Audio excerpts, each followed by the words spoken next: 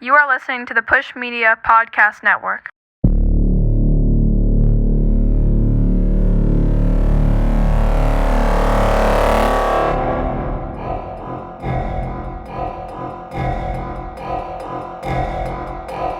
This is good shit.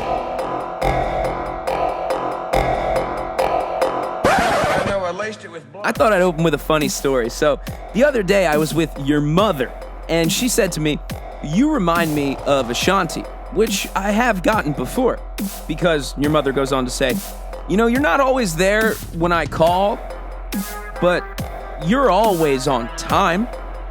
Every Thursday, with these episodes for you."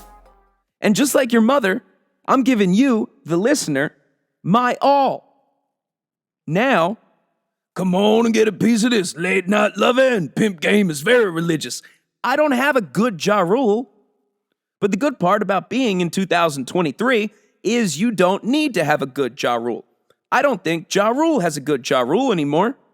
Have you actually looked recently at what the rappers of the early and mid-2000s are doing now? Because it looks like they've all lost their mind. I'm talking completely left the reservation. Truly, really, look into it. I'm sure you remember recently, just a couple years ago, Ja Rule got clowned performing at a regular season game for the Milwaukee Bucks and somehow thought he was the winner. That's how delusionally lost he is. If you take a look at Joel Santana, hey, I don't actually know what he's doing, but it sounded like he had Tourette's all the way back then. So, Godspeed. Take a look at Cameron. Killer Cameron. Cameron in the pink fur Cameron. Oh boy, Cameron. He was the shit for a few years. Fast forward to now, Cameron is putting remixes on SoundCloud of Vanessa Carlton's 1,000 Miles. And if you think I'm making that up, go find it and then wrap your head around that. I'm just saying, it's a funny rabbit hole. If you want to kill some time, look into what the rappers from the early 2000s and mid-2000s are doing. Check in on dem franchise boys. Ensure that they are still dem boys. See what Young Dro's doing. You know what I mean? Give Bubba Sparks a phone call. Check in with them. See if College Park is still the same. And somebody, for the love of God, see if Petey Pablo's all right. But anyway, past the Cavassier, and I think China bought the White House. Yeah, I mean, I see no other way to break this down other than I think China bought the White House. Now, I'll explain. Recently, President Biden and Dr. Jill Biden, who is not a real doctor in any way, because if you get a sinus infection, you're not going to go to her for help. But apart from that, they recently celebrated, the couple that is, Chinese New Year in the White House. And they decorated the White House. There was a red dragon on the wall in the White House. Now, I am not someone who's going to sit here and shed a tear over a symbol. Symbols are literally nothing. Truly, really, seriously. I mean that. Symbols don't mean anything. And I have symbols that I myself hold in high regard. I'm sure you do too. But I want to remind you, symbols don't mean shit. Because we as people have the ability to make something symbolic, to imply meaning onto a thing. And there's like academics who devote their entire over-intellectualized, pretentious selves to the theory that symbolism is what constructs reality in society. All of that shit is nonsense. Symbolism is nothing. It's nothing at all. If we can ascribe our meaning to it, that means it inherently doesn't have any. That means we're putting it there. It's artificially placed. So I say all this to say, I'm not someone who likes to sound like I'm shedding a tear when a flag is thrown on the ground or a picture of a soldier seeing his dog again. It's all emotional bullshit. It's not really that important. However, I take serious exception with a red dragon during Chinese New Year being placed on the wall at a White House. I do have an issue with that symbol. You know, I'm sorry. I hate to sound jingoistic, but I just think it's a bad look. I don't like it. I don't like the red dragon in the White House because, for better or worse, I know what that symbol represents. And to be fair, to the average, everyday Chinese person, I'm sure it's just a sign of good luck or whatever the fuck you think symbols are. That might have been mean, but anyway, what I know it to be, anything that symbolizes China, especially if it's somehow managed to get placed and motherfucking photographed in the White House, means it is a symbol of China. It is a symbol of the party. I don't want to hear shit about happenstance, multiculturalism, blah, blah, blah, blah, blah, blah, blah. Here are the facts simply as I understand them. China, the Democratic Republic of China, or whatever the fuck, 4 different titles to make up, a nonsense democracy. The point is, China's government is a communist regime. We know this. We all know this. We've been known this. Now, the thing about communist regimes or any totalitarian regime on any side of the spectrum, really, is that symbolism is crucial to authoritarian regimes. In order for a dictatorship or whatever the fuck you want to call it, any extreme to the left or the right, keep in mind the Nazis were technically socialists, but the point is, any regime, symbolism is a key component of perpetuating its power, which is why I actually see this red dragon, this decoration probably purchased at a nearby DC dollar store, being pictured on the wall in the goddamn White House as a problem. I see that almost as much as, I guess you would see, like, the picture of the flag being planted in the moon. Like, that to me is you're staking a claim. It is, if at the very least, it's a slight nod to see we're working our way in. You know what I mean? We're going to start with this senile guy who doesn't realize he's still president. Tell him we're celebrating New Year, even though Chinese New Year is not for 3 more months. What the fuck would he know? And we're going to get a picture of the red dragon, you bitch, on the wall in the White House. Get ready for what's coming. Learn Mandarin. Washan Jay Kualu. I don't love that one bit. And I get it. You don't want to sound like a ninny. You don't want to sound like one of these, a term I like to say that is going to catch on because I like to say it, a right-wing snowflake.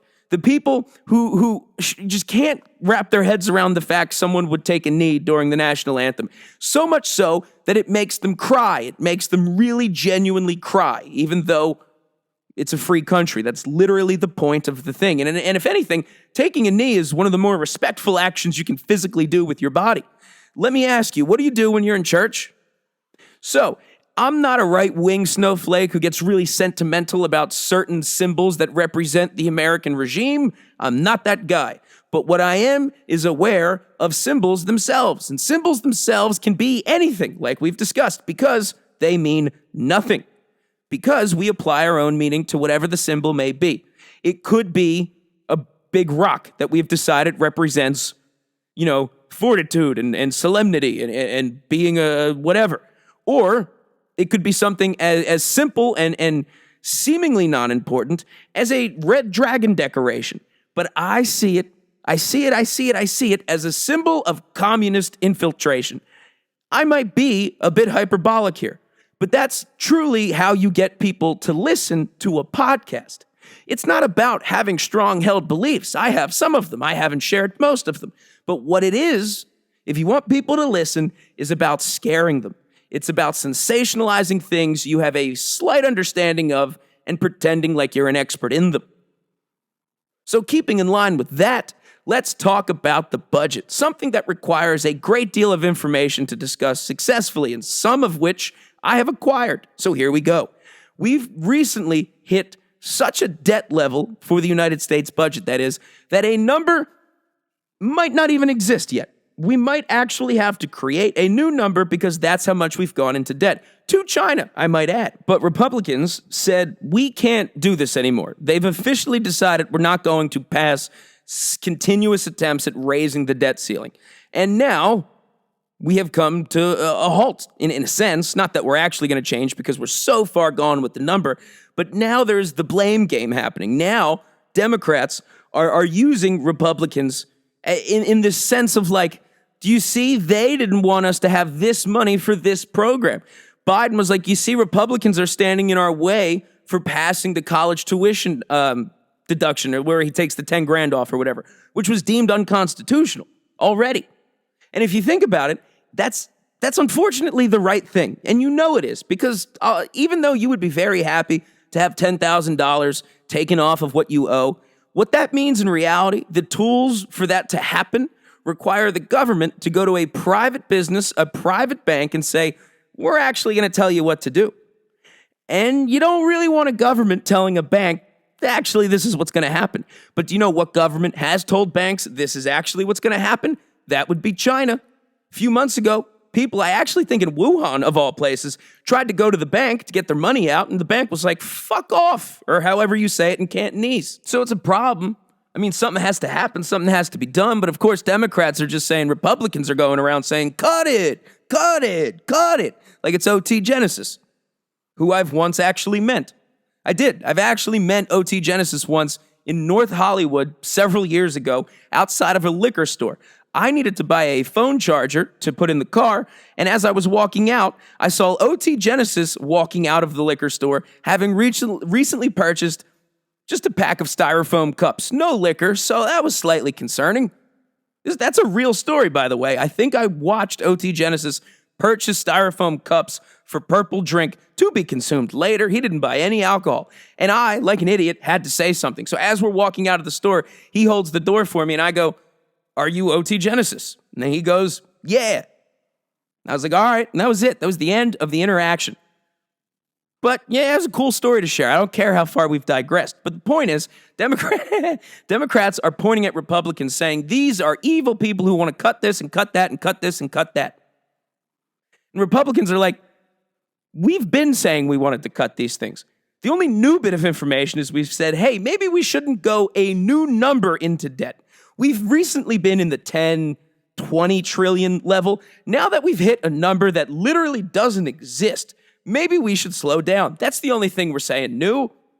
We've been saying we want to cut social services. We've been saying we want to cut WIC or welfare or blah, blah, blah. We've been saying that. And Democrats are suddenly using a new bit of news, which is they failed to pass a budget, as this manipulation spin to come at Republicans in a new way and say, look what they are doing. When the Republicans didn't do anything. They just said, we can't keep allowing the wrong thing, which is going so far into debt, we don't have a number for it yet. It's a problem. It's not ideal. And it's even more unnerving when you realize the people that can call in our debt and financially ruin us at any moment in time, collapse the dollar, is the same country that just had a red dragon pictured on the wall in the White House. Now, I know it's just a dollar store decoration of a red dragon. I know it's just paper. I know it's just tree and red dye cut into the shape of a dragon. But what I also know is we, as people, as citizens of a government, have an ability, for better or worse, to ascribe meaning to things, actions, objects, or people. Really anything. Anything could become a symbol, which is why I claim symbols are literally meaningless, because we can do that. Because if something can be meaningful to you and not be meaningful to me, just if we're going to go with regular accepted science, there actually is inherently no value to it. It's all subjective. At this point, we ventured into art and then shut up and stop being gay.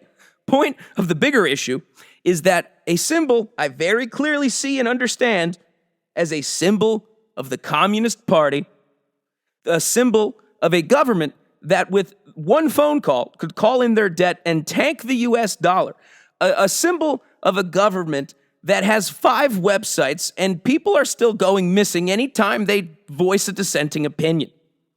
A symbol of a government that, according to experts in our own government, we predict to have a full-blown war within the next 25 years.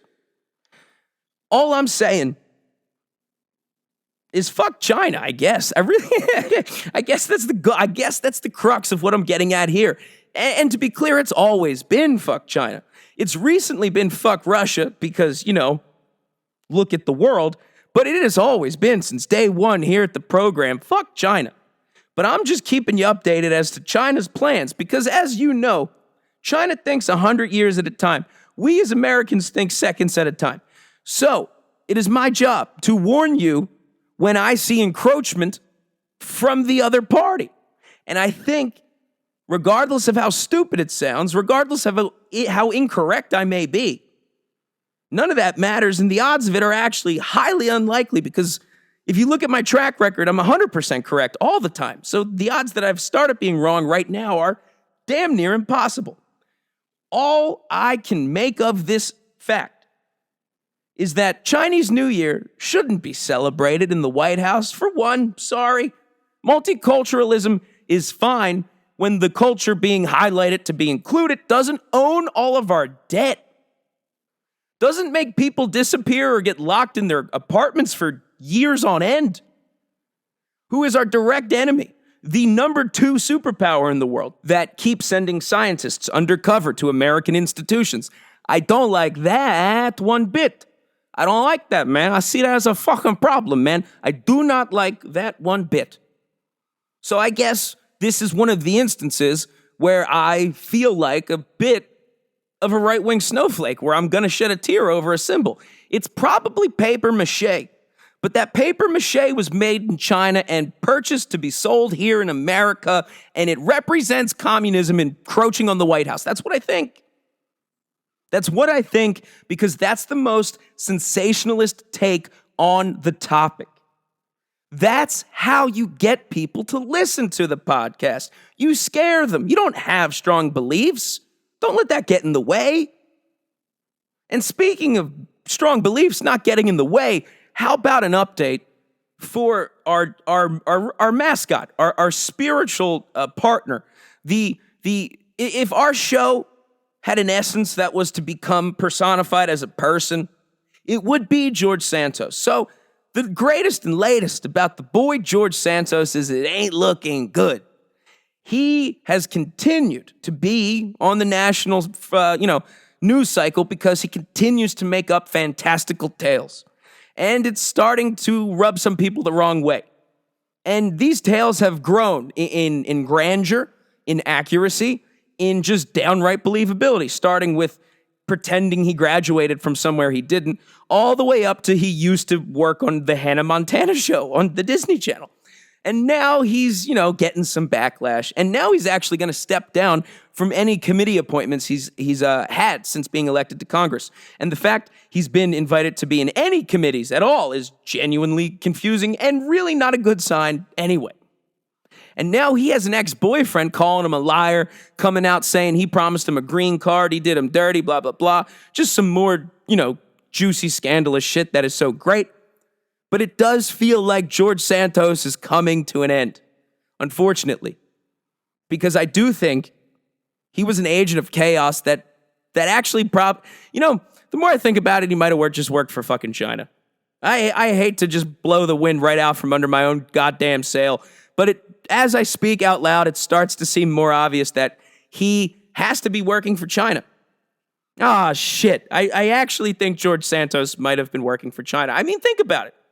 He is so insane as a person. The only function he could exist to get elected into the United States government is to create chaos and divisiveness among people. He is a sociopathic liar at the very least. At the very worst, he's also part of the China talent program that sends scientists and researchers to Harvard and places like the EcoHealth Alliance with Jeffrey Epstein to make COVID vaccines. China, as crazy as I acknowledge I have been sounding for this episode, China literally has people develop very specific skill sets, highly professionalized skill sets, come over here to America, get jobs for decades at a time, learn more, and go back to China. Is it out of the realm of possibility for China to find a Brazilian drag performer named Kitara and say, what we see instead, not a beautiful Brazilian man lady, what we see is a United States congressman from Long Island? Because that will definitely cause a stir. It might even get people off of the fact we started COVID if we could just, make sure congressmen get elected who are batshit insane and everyone's too busy arguing about whether or not they were on Hannah Montana. I really don't think it's unreasonable. I mean, Edward Snowden has clearly been a Russian spy all along. I mean, he can't even help himself. If being a Russian citizen now wasn't enough to convince you, all he does is bitch and moan and chime in about the FBI documents going missing. He's like, hey, I didn't even do anything that bad. Can you believe that? All he's doing is just, putting out media that just makes the U.S. sound bad or dumb or unenlightened, which is exactly what you would want a media personality who is perceived to be American but secretly working for a foreign interest to be like, to sound like, to put out there.